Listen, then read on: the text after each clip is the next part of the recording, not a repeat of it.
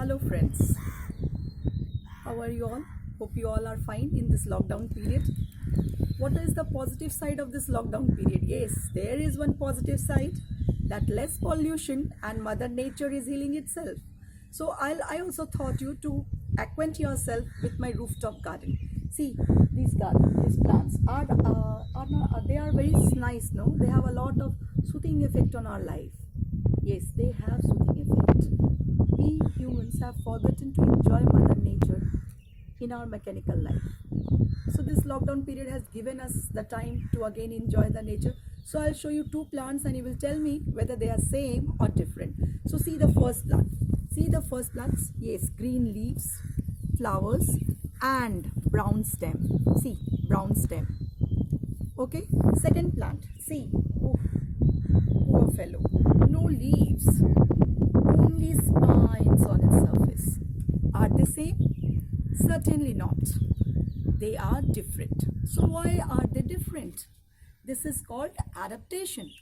Adaptation is defined as feature or habit of an organism due to which it can survive, breed and flourish well and comfortably in its habitat. So let us see this plant. This plant has green stem. Why? But the first one has brown. It has green stem so that without leaf they can do photosynthesis and prepare food for the plant. Why no leaves but only the spines? To reduce the rate of water loss due to transpiration. What is transpiration? Transpiration is a process due to which there is a water loss through aerial parts of the plant due to sunlight. And these plants grow in an area where there is crisis of water.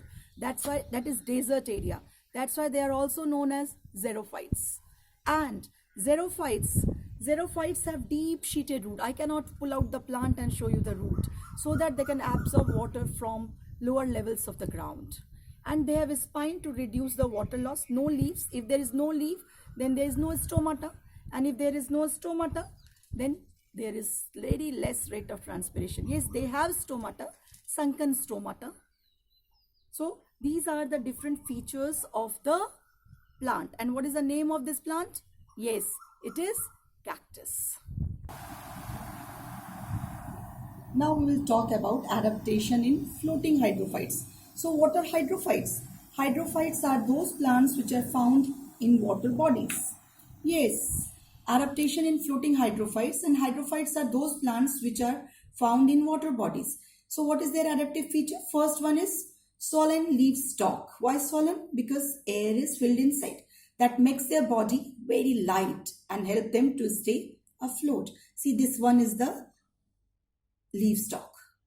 This leaf stalk through which the leaf is attached. Leaf is attached to the plant. And they have floating roots. Their roots are not attached to the soil.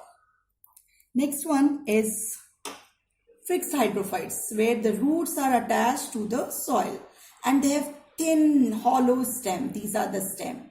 Thin hollow stem again makes their body light because they have air filled cavities inside it and also help them to escape the water current.